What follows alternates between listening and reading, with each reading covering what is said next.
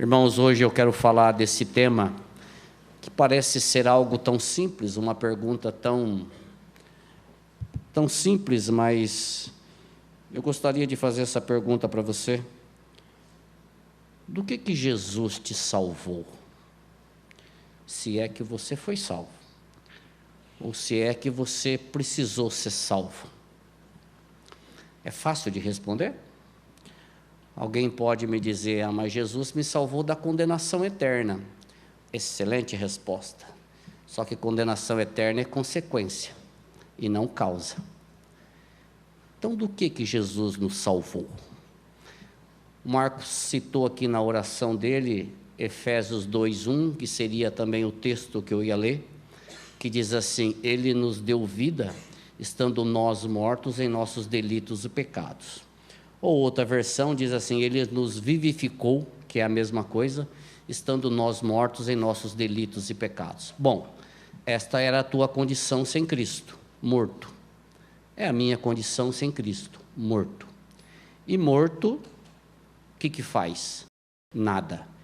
Pode chutar, que não acontece nada. Essa é a nossa situação, nós nascemos assim. E se não fosse a misericórdia e a graça do Senhor, nós estaríamos assim até hoje. E se não fosse a misericórdia e a graça do Senhor, nós iríamos para o inferno achando que estávamos certos de todas as coisas. Mas o Senhor teve misericórdia de nós. Pergunto para você, Deus poderia ter dado cabo, Deus poderia ter terminado com a raça humana lá no Jardim do Éden? Ele poderia ter acabado com o homem e com a mulher no Jardim do Éden? Pergunto novamente, ele deixaria de ser Deus se tivesse feito isso?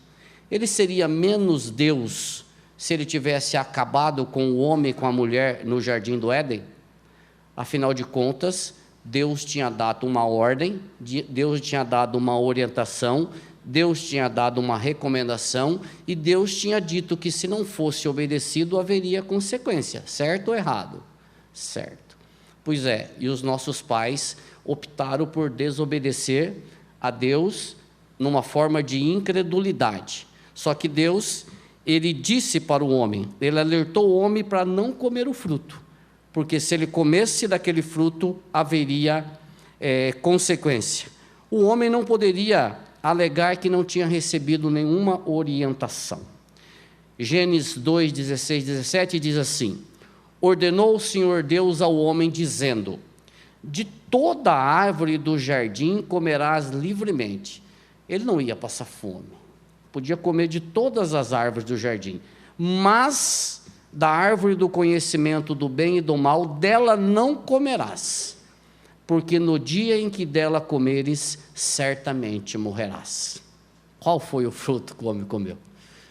Justamente daquela que Deus disse para não comer. Pois é, querido, a desobediência dos nossos pais foi a causa da entrada do pecado no mundo.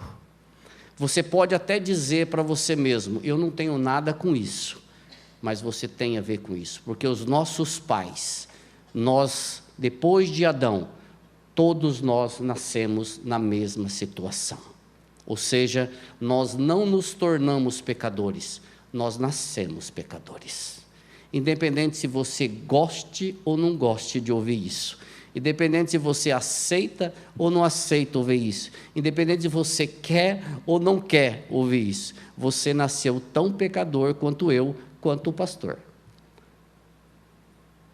Todos vocês nasceram no mesmo estádio, ou seja, caminhando para o inferno. Não é isso que nos diz Romanos capítulo 5, versículo 12? Por um só homem, Adão, entrou o pecado no mundo, e pelo pecado a morte. Assim também a morte passou a todos os homens, porque todos pecaram. Sabe aquela pessoa que você conhece que é gente boa pra caramba? Sabe aquele vizinho que você diz, rapaz, mas só falta ir para a igreja? Sabe aquela pessoa que você fala, mas esse cara é gente boa. Pois é, ele está nessa relação. Sabe aquela tia que você tem, que fala, puxa, aquela minha tia, rapaz, como ela me ajudou. Ela está aqui. Sabe a tua sogra? Tua sogra também está aqui. Entendeu? Ninguém deu risada da sogra, né? Ah, tá. O teu sogro também está aqui nessa relação. Todos pecaram. Todos. Não sobrou um, nem você. O pecado, como princípio governante da natureza do homem, entrou na humanidade através de Adão. Em Adão, todo homem pecou. E sabe como é que você sabe que todo homem pecou? Porque todos morrem. E a Bíblia nos diz isso: por um homem entrou o pecado no mundo, e pelo pecado a morte. A prova de que todo mundo pecou é porque todo mundo morre. Então, se todo mundo morre, é porque todo mundo pecou. E ao invés de acabar com o homem, ao invés de encerrar a situação ali no jardim do Éden, ao invés de dizer para o homem e para a mulher: ó, chega, vocês pisaram na bola comigo. Deus, Ele preparou uma salvação para o homem, a redenção do homem. Ao invés dele acabar com o homem, Ele preparou a salvação do homem. E Ele, com amor, um amor que foge da minha e da sua compreensão, eu tenho certeza disso, Ele preparou a salvação para este homem desobediente, para esse homem que passou a fugir dele, para esse homem que não queria Ele. Gênesis 3,8 diz assim: então, ouvindo a voz de Deus, estou ouvindo a voz do vizinho, estou ouvindo a voz do sogro e da sogra, então, ouvindo a voz de Deus, que passeava no jardim pela viração do dia, esconderam-se o homem e a mulher da presença do Senhor Deus entre as árvores do jardim. Depois do pecado, esta é a situação do homem. Depois do pecado, essa é a postura do homem. Depois do pecado, isso que o homem faz, ou seja, se esconder de Deus, não querer Deus, fugir da presença de Deus. Você quer ver que eu estou certo? É só você olhar para você mesmo. Antes do Espírito Santo converter o teu coração, você não queria Deus.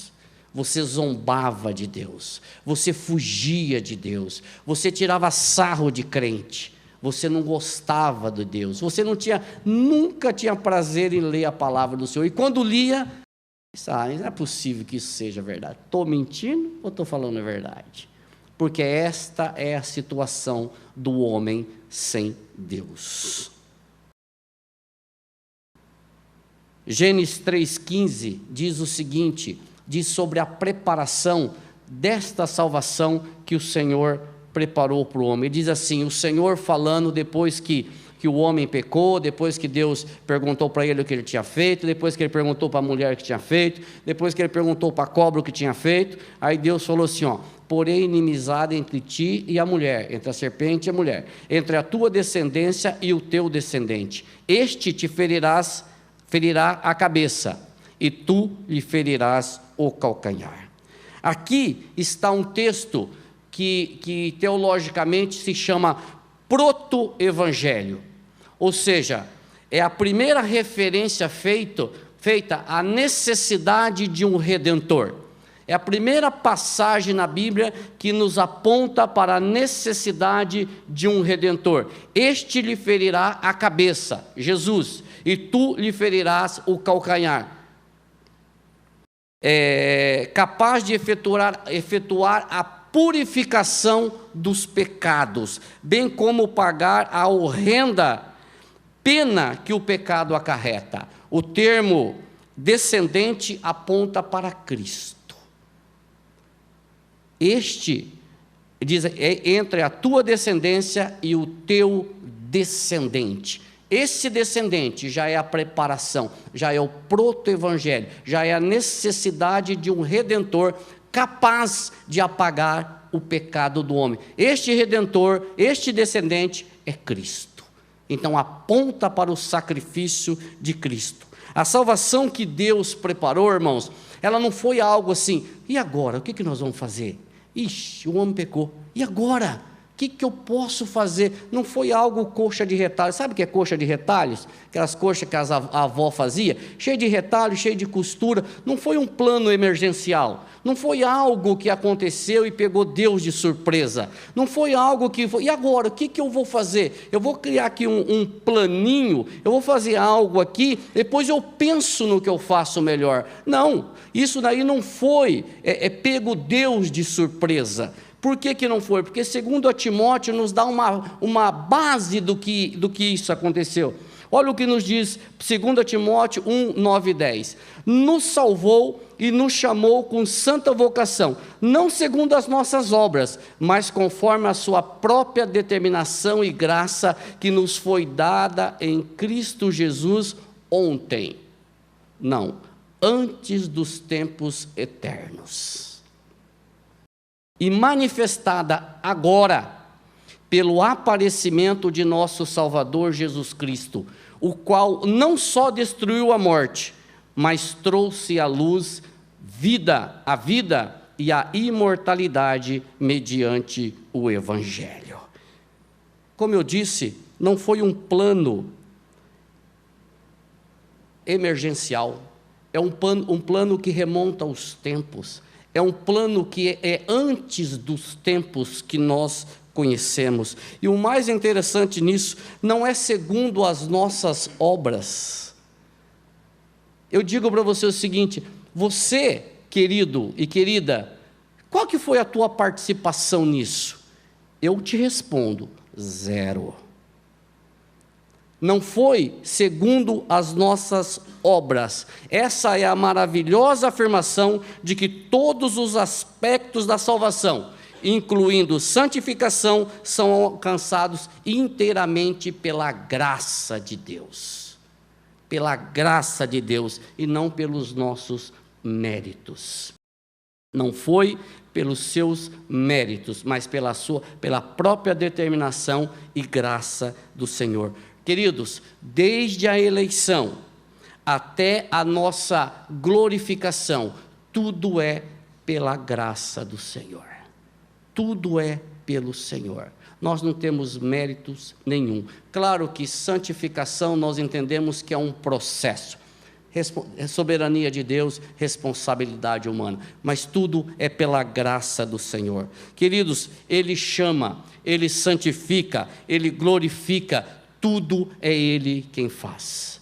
Ele fez isso por mim, Ele fez isso por você. A palavra de Deus nos diz no livro de Romanos, capítulo 8, versículo 29 e 30, assim: porquanto o que de antemão conheceu, estou falando do Senhor, também os predestinou para serem conformes à imagem de seu Filho, de Cristo, a fim de que ele seja o primogênito entre muitos irmãos. E aos que predestinou, a esses também chamou. E aos que chamou, a esses também justificou. E aos que justificou, a esses também glorificou. Desde o chamado até a glorificação, é obra do Senhor na nossa vida. Eu repito, sabe qual foi, não sei a tua, mas sabe qual foi a minha participação nisso? 0. Conforme a tua própria determinação, diz o versículo que nós lemos anteriormente. Ou seja, o decreto de Deus com relação à redenção é baseado unicamente no próprio propósito da sua boa vontade. Ou seja, na sua graça. Na sua graça. E antes dos tempos eternos. Que tempos são esses, irmãos? Antes de tudo. Antes de tudo. Isso mostra a eternidade do Senhor. Antes de tudo acontecer, antes de tudo existir, Ele já existia. Antes de tudo acontecer, antes de tudo existir, Ele já preparou a salvação para você e para mim. Ele já preparou o antídoto para aquela doença. E por que Deus preparou tudo isso? Por quê? Precisava? Ele deixaria de ser Deus se não tivesse feito nada disso? Não, não deixaria de ser Deus. Mas porque o pecado e a morte eram 2 inimigos que Deus tinha prometido que ia tratar com eles. 2 inimigos da humanidade. Tem um autor chamado Graham Goldsworth. Ele diz assim: o Evangelho é o evento de Jesus Cristo que começa com a encarnação e vida terrena e termina com a sua morte. Deixa eu ler de novo. O Evangelho é o evento de Jesus Cristo que começa com a sua encarnação e termina... que começa com a sua encarnação e vida terrena e termina com a sua morte, ressurreição e ascensão para estar à direita do Pai. Esse evento histórico é interpretado por Deus como sendo o seu plano pré-ordenado para a salvação do mundo. Eu volto à pergunta: do que foi mesmo que Cristo te salvou? Já ficou claro do que Cristo te salvou?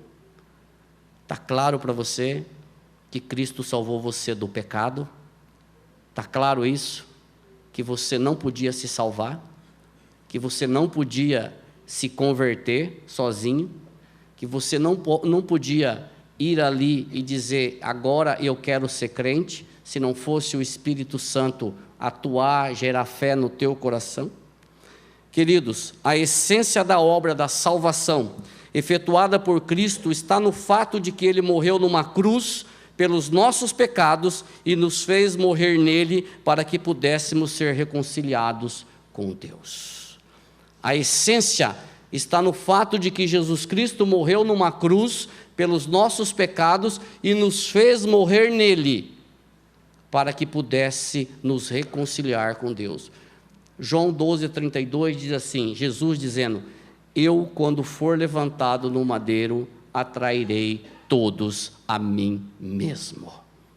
Este é o fato de que nós fomos atraídos em Cristo Jesus. Por isso que um pouco mais para frente diz: quando Ele foi ressuscitado, nós fomos ressuscitados com Ele para uma nova vida.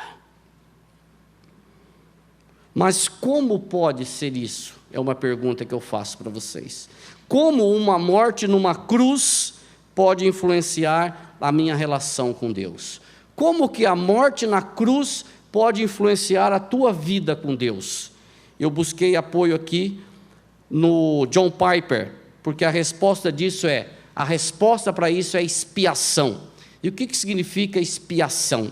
John Piper, ele trouxe uma explicação dizendo que a expiação é a obra de Deus em Cristo na cruz, por meio da qual Ele cancelou a dívida do nosso pecado, aplacou a sua ira divina contra nós e conquistou para nós todos os benefícios da salvação.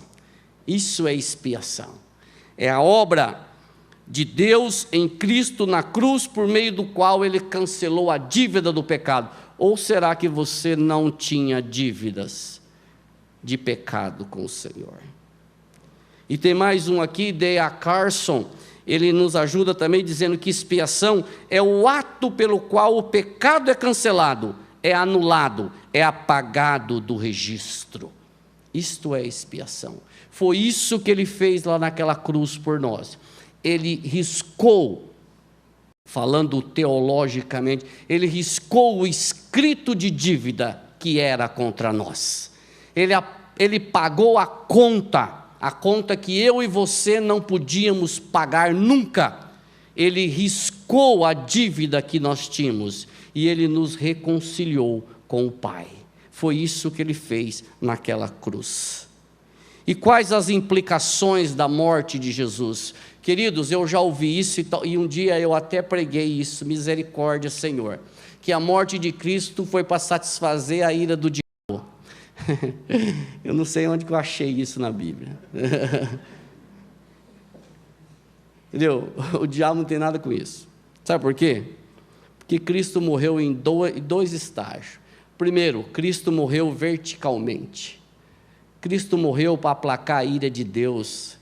O diabo não tem nada com isso. Jesus não devia nada para o diabo. Cristo morreu para aplacar a ira de Deus. Ele morreu verticalmente. Jesus morreu em segundo plano, horizontalmente, para me salvar e te salvar da condenação eterna. Cristo aplacou a ira de Deus e não do diabo. Ele não devia nada para o diabo.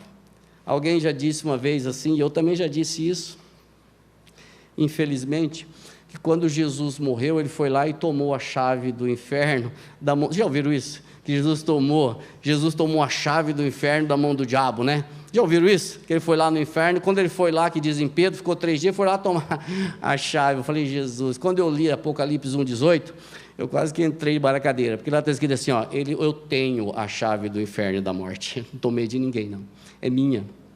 Então às vezes a gente pensa, ouve isso e às vezes não reflete. Irmãos, Jesus morreu para aplacar a ira do Pai, ira do teu pecado, ira do meu pecado. Ele morreu para Deus e pelos pecadores. E eu vou dizer para você, não foi de comum acordo. Como assim foi de comum acordo? A palavra diz em Filipenses 2,8 que assim, na forma de homem, humilhou-se até a morte e morte de cruz. Não dá a impressão de que Jesus veio forçado para a terra, dizendo assim, não, você vai, porque senão você vai levar uma coça, moleque. Se você não for lá, não foi nada disso. Jesus não foi obrigado a vir, foi de comum acordo, irmãos.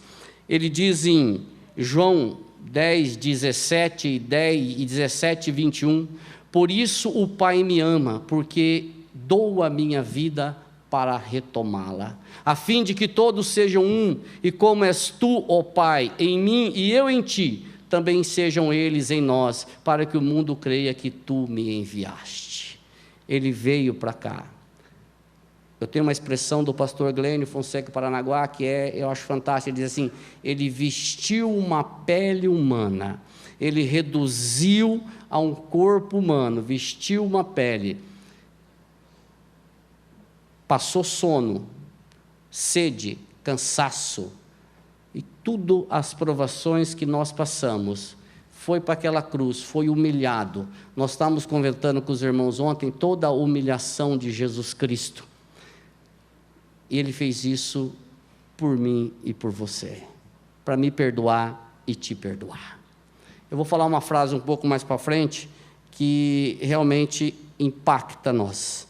Queridos, a Bíblia descarta qualquer indício de facção, ciúmes, desunião entre a Trindade Santa.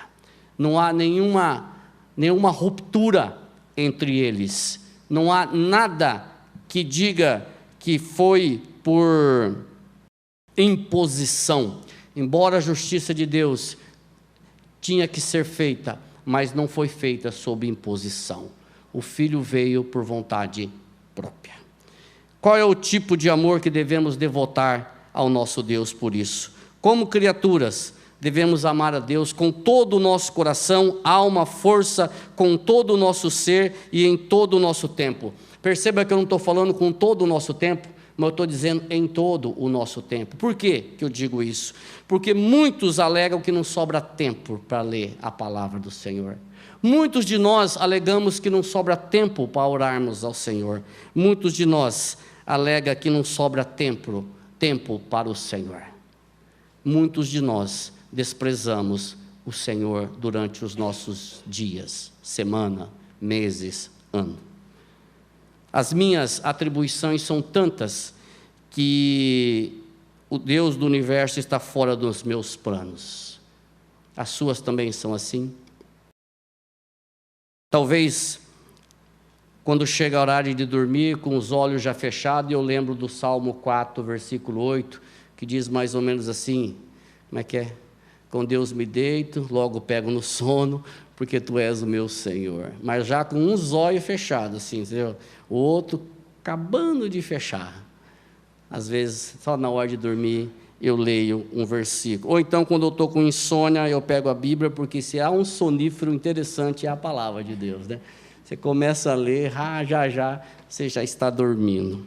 O problema, queridos, é que nós somos humanos, criaturas falhas, ainda pecadores, egoístas, e mais que isso, nós criamos deuses funcionais para nós.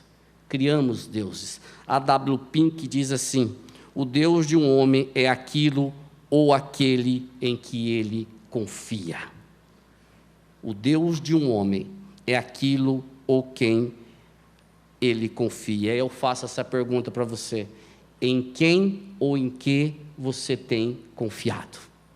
Uns confiam em carros, outros confiam em cavalos, e eu vou acrescentar, uns confiam na arte, outros confiam na música, outros confiam na política, outros confiam nos políticos, outros confiam na inteligência, outros confiam na sabedoria, outros confiam em tantas coisas, mas o salmista termina dizendo assim: nós, porém, fazemos menção do Senhor nosso Deus. Nós confiamos no Senhor nosso Deus, ou nós temos deuses funcionais? Qualquer coisa, quando nós falamos de idolatria, nós sempre achamos que se trata de imagens, mas qualquer coisa que nós colocamos entre nós e Deus, é o nosso Deus, e isso é idolatria. Qualquer coisa que o homem coloca entre Deus e ele, se torna seu Deus. Salmo 37, de 3 a 7, nos dá uma boa aula de como nós temos que nos confiar, como que nós temos que nos prostrar, como que nós temos que ter a nossa postura diante de Deus. Começa assim: confia no Senhor e faz o bem, habita na terra e vive tranquilo, deleita-se ou agrada no Senhor, e Ele concederá os desejos do teu coração. Entrega o teu caminho ao Senhor, confia nele, e Ele tudo fará sobressair a tua retidão como a luz, e a tua justiça como o meio-dia. Descansa no Senhor, espera nele, não te indignes por causa daquele que prospera em teu caminho, por causa do homem que executa astutos intentos. Percebe quantas ordens, quanto imperativo, é isso, doutora Karen? Quantas ordens o Senhor dá aqui? Confia no Senhor, agrada do Senhor, entrega o teu caminho no Senhor, confia nele novamente, descansa no Senhor, espera nele. Essa é a nossa postura diante do Senhor, e não colocar deuses entre ele e nós. Nele está a minha confiança e a sua. Volto à pergunta: do que é mesmo que o Senhor nos salvou, irmãos? Tem um autor chamado Darim Patrick, escreveu um livro chamado Plantador de Igreja, que diz assim: a essência do pecado é a idolatria, por meio do qual removemos Deus do altar do nosso coração e o substituímos por deuses funcionais de nossa própria escolha. Dói ouvir isso, né? Dá vontade de ser pulado aqui de cima. Mas isso não é novo. Jeremias já advertia sobre isso. Lá em Jeremias 2, de 12 a 13, ele diz assim: espantai-vos disto, ó céus, e horrorizai-vos, ficai estupefados, diz o Senhor, porque dois males cometeu o meu povo. A mim me deixaram o manancial de águas vivas e cavaram cisternas rotas que não retêm as águas. Irmão, o pecado é a ofensa mais séria que pode existir, porque é cometida contra o mais sério e mais glorioso dos seres. Tem um autor, volto de novo buscar apoio, John Piper, que diz assim: o pecado não é pequeno porque não é contra um soberano pequeno. A seriedade do insulto aumenta de acordo com a dignidade daquele que é insultado. O Criador do universo é infinitamente digno de respeito, admiração e lealdade. Portanto, falhar em amá-lo não é algo trivial. Não é algo trivial. Falhar em amar o Senhor não é algo trivial. Ou seja, ofender a Deus é o maior crime do universo e merece punição eterna. E nós ofendemos o Senhor quase todos os dias. Queridos, se nós não entendermos, é essa frase que eu queria ler para vocês. Se nós não entendermos a profundidade do pecado em nossa vida e os apuros que nos encontramos por conta disso, o sacrifício de Jesus Cristo vai parecer supérfluo e desnecessário. Se você não entender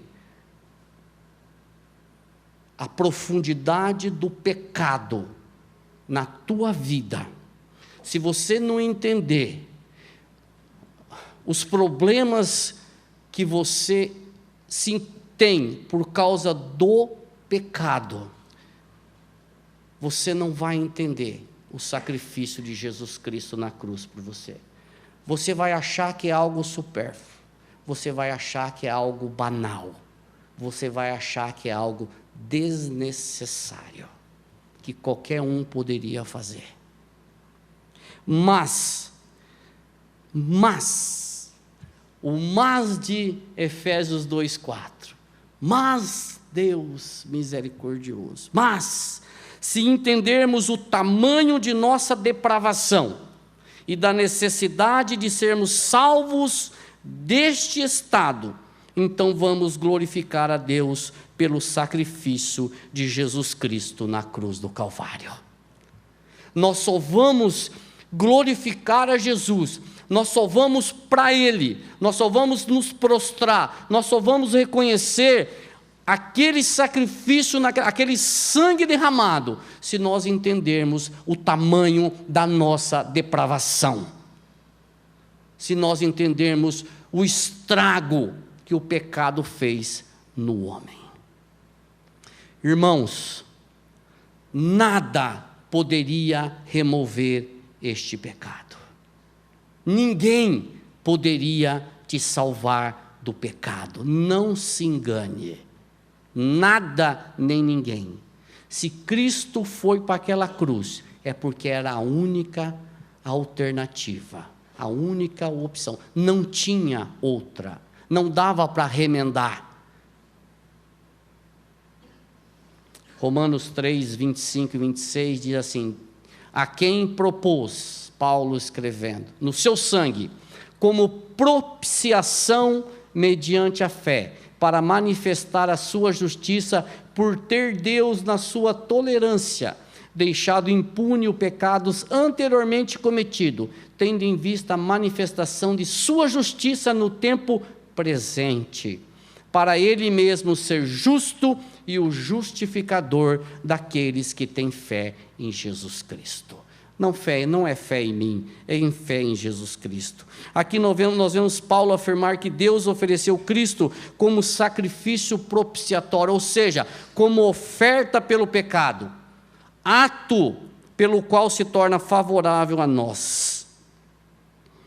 Como poderia um Deus justo fazer vista grossas a pecados? Como poderia? Diz assim, Deus, por ter Deus na sua tolerância deixado impunes os pecados anteriormente. Querido, o significado real do sacrifício do Velho Testamento está no modo de que eles apontam para Cristo, por meio de quem Deus lidaria de forma real com o pecado. Só por isso, aquele sacrifício do Velho Testamento apontava para o verdadeiro Cordeiro, Cristo Jesus, que removeria de uma vez por todas todo o pecado. Eu me lembro agora que aquela fase de João Batista, quando olha para Jesus Cristo e diz: eis o Cordeiro de Deus, que tira o pecado do mundo. Ele não estava falando de bodes nem bezerros do Antigo Testamento, ele estava falando para Cristo Jesus, que remove de uma vez por todas todo o pecado do mundo. Eu quero concluir dizendo que quando nós olhamos para a nossa situação diante de Deus, do Deus Todo-Poderoso, qual que é a nossa postura se não nos lançarmos de joelho, de cara no pó e clamarmos por misericórdia?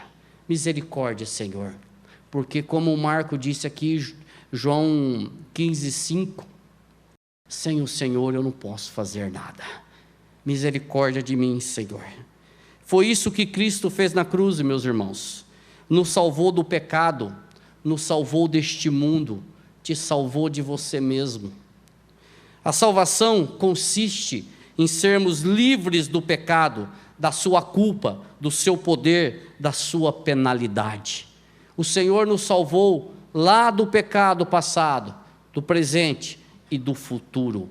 Isso é maravilhoso. Cristo na sua cruz fez Uma grande troca. Jesus fez uma troca na cruz, só que ele perdeu em tudo.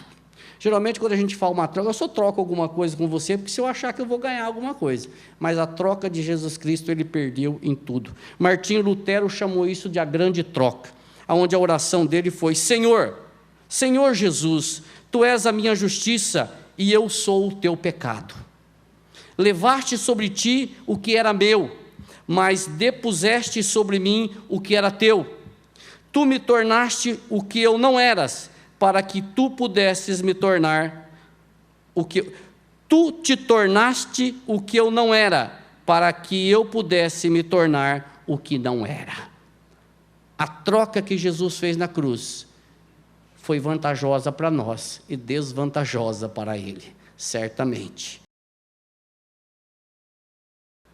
Querido, se você crer que você é um pecador, salvo pela graça de Deus, se você crê que você não podia fazer absolutamente nada para você se salvar, que os seus méritos não servem para nada, que você foi salvo inteiramente pela graça do Senhor, que o Senhor te resgatou do mundo de pecado, se você reconhece que Cristo, somente Cristo é o caminho, a verdade e a vida, se você reconhece que Ele é teu Salvador e Senhor, então nós podemos juntos, irmãos, crer em Romanos 6,6, sabendo isto, que foi crucificado com Ele o nosso velho homem, para que o corpo do pecado seja destruído e não sirvamos mais o pecado como escravo. Se você crê que Jesus Cristo é o teu Senhor, então você pode crer nisso daqui. Se você crê que Cristo é o teu Senhor, então nós podemos juntos crer em Gálatas 2,20, que diz: já não sou eu mais quem vive, mas Cristo vive em mim, e esse viver que agora tenho na carne, vivo pela fé no Filho de Deus que me amou e a si mesmo se entregou por mim. Se você crê, irmãos, que Jesus Cristo é o teu Senhor, então você pode crer juntamente comigo em Efésios 2,6, que diz: e juntamente com Ele nos ressuscitou e nos fez assentar nos lugares celestiais em Cristo Jesus.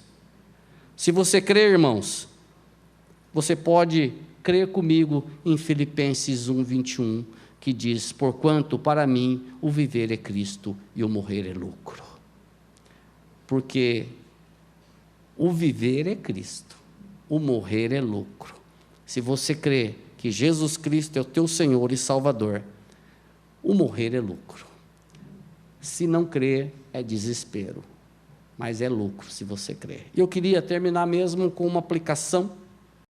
Na verdade, não é nem uma aplicação, é só uma declaração que diz assim: se você ainda não tem certeza de que Cristo é sua vida, se a declaração destes 2 versículos, ou desses 4 versículos finais, é temeroso de ser dita, se para você não faz sentido nenhum o que foi falado aqui, entrou por aqui, saiu por aqui, se isso não é verdade na sua vida, se você não teve nenhuma experiência com Cristo Jesus, se para você isso aqui é um bando de doido, que está aqui reunido no domingo, podia ter tanta coisa boa para fazer, quero dizer para você que não precisa falar para mim não, nem para o pastor, mas conversa com o Senhor, fala: Senhor, eu não entendi nada. Tem um irmão que está aqui no nosso meio, que eu gosto muito dele, da sinceridade dele, porque às vezes a gente está nos estudos e ele fala assim: Flavião, não entendi nada. É esse que o Espírito Santo fala assim: então vem cá que eu vou fazer você entender, e fala.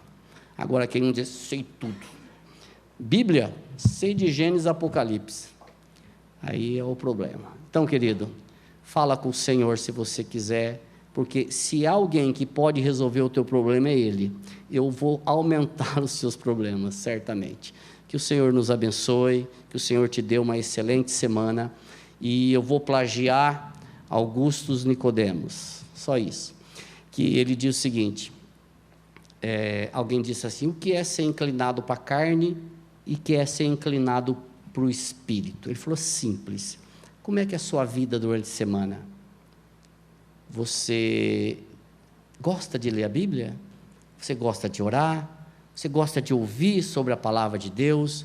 Você gosta de conversar com irmãos? Então você é inclinado para o Espírito. Agora, durante a semana, quais são as suas atividades? Você só vai lembrar de pegar a Bíblia no domingo, quando você vem para a igreja? Então você é inclinado para a carne. Ou nós somos inclinados para o Espírito, ou nós somos inclinados para a carne. Eu digo para você que a inclinação para a carne é coisa feia. A inclinação para o Espírito é santificação.